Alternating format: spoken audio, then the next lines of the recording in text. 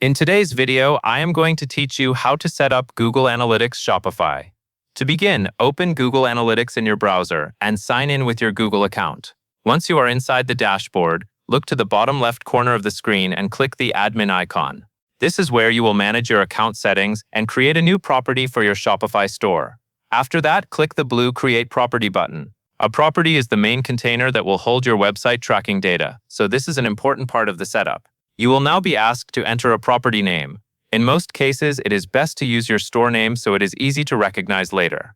Then choose your reporting time zone and your currency. These settings help make sure your reports are accurate and match the way you run your business. When that is done, click Next. On the next screen, choose the industry category that best fits your store and select your business size. These options help Google Analytics tailor the setup to your type of business. Once you have made those selections, click Next again. You will then see a section for business objectives. This tells Google Analytics what kind of insights you want to focus on. For a Shopify store, a good choice is something like driving online sales. Select the objective that best matches your goal, then click Create. At this point, Google Analytics will ask how you want to start collecting data. Choose Web as your platform. This is the correct option because you are tracking activity on your Shopify website. Next, enter your Shopify store URL. Make sure you type in your store domain correctly, since this is where Analytics will collect data from.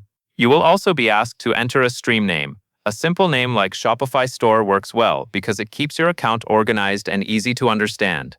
Once both fields are filled in, click Create Stream. This creates the web data stream for your Shopify site and prepares Google Analytics to start tracking visitor activity. As a quick tip, double-check your store name, URL, time zone, and currency before moving forward. Small errors in these fields can lead to confusion later when you review your reports. Taking a few extra seconds now can save time in the long run. That covers everything you need to know.